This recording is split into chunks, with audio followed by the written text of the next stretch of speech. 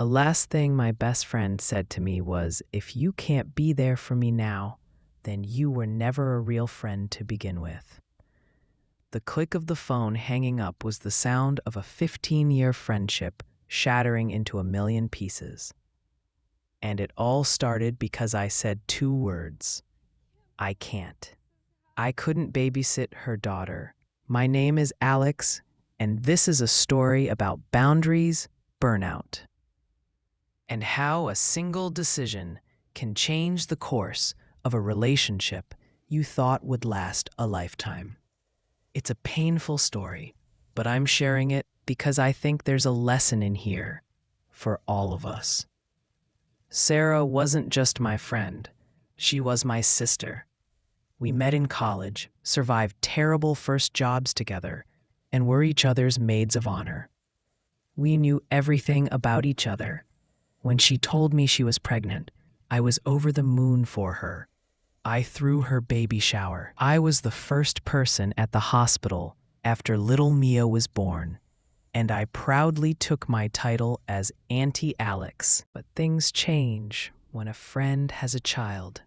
It's a seismic shift. Our late-night wine and chat sessions became quick coffee visits while Mia napped. Spontaneous weekend trips were off the table. I understood completely. My role evolved from partner in crime to supportive sidekick, and that was fine. Until the asks started coming. It began innocently enough.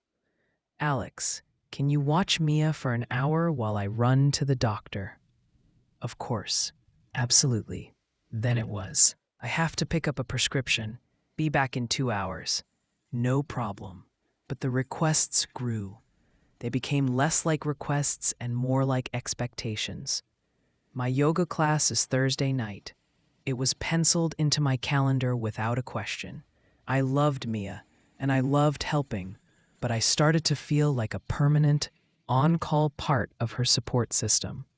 A free one. And that's the first piece of data I want to share with you. We often don't value unpaid labor, especially when it's given by friends and family. A 2023 study from the Pew Research Center found that over 60% of parents with young children regularly rely on family and friends for childcare help. There's nothing wrong with that. It takes a village, right? But the same study found that this reliance is a major source of tension. The caregivers, the villagers, often report feeling taken for granted. Their time isn't treated as valuable because no money changes hands. I didn't realize it then, but I was starting to feel that tension. My time, my career, my own life, it all felt secondary to Sarah's new schedule. The breaking point came on a Tuesday. My phone rang. It was Sarah. She sounded excited. Alex, huge news. Mark surprised me with a weekend trip to the mountains for our anniversary. It's this weekend. You'll watch Mia, right? Friday through Sunday? My heart sank.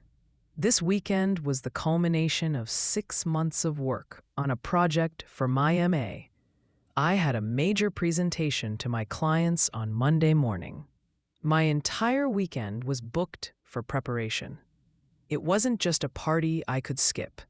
It was a career-defining moment. I took a deep breath. Sarah, oh my gosh, that's amazing for you and Mark. I am so sorry, but I can't. I have this huge project due Monday. I have to work all weekend. There's just no way. The silence on the other end was deafening. What do you mean you can't?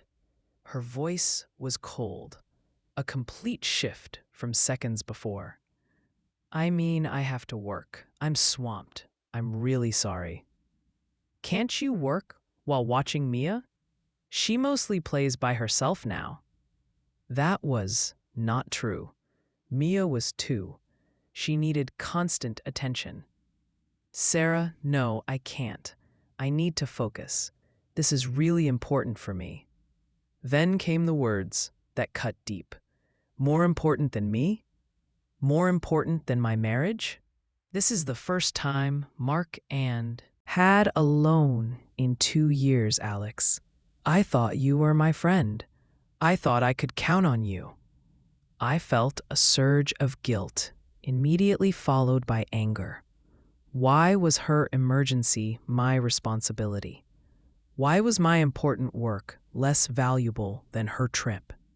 This is the second data point, a study published in the Journal of Social and Personal Relationships found that nearly 70% of conflicts between friends without kids and friends with kids stem from a perceived lack of understanding and flexibility. The parents feel abandoned. The non-parents feel used. It's a tragic misalignment. We argued. She accused me of not supporting her new life. I accused her of not respecting mine. I told her she was treating me like an employee, not a friend. She told me I was being selfish. The conversation ended with those fateful words. If you can't be there for me now, then you were never a real friend to begin with. The silence was brutal. Days turned into weeks. I was angry. I replayed the conversation in my head 1,000 times, building a stronger case for my side. I vented to other friends. Some took my side, saying she was being unreasonable. Others took hers, saying, "You just don't get it because you don't have kids." Our friend group fractured. It was awful. But after the anger faded, the grief set in. I missed her. I missed Mia. I wondered if I was selfish. Maybe I could have figured it out. The guilt came back. I did some research and found a startling statistic, our third data point.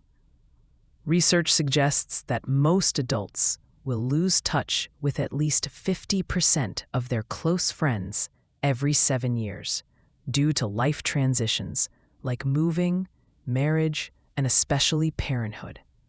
We weren't a unique tragedy. We were a statistic, a painful, heartbreaking statistic. I realized this wasn't really about babysitting. It was about a fundamental breakdown in communication and respect. She was in the trenches of motherhood, drowning and looking for a lifeline. I was on the riverbank, shouting that I had my own boat to steer. We stopped seeing each other as whole people with equally valid struggles.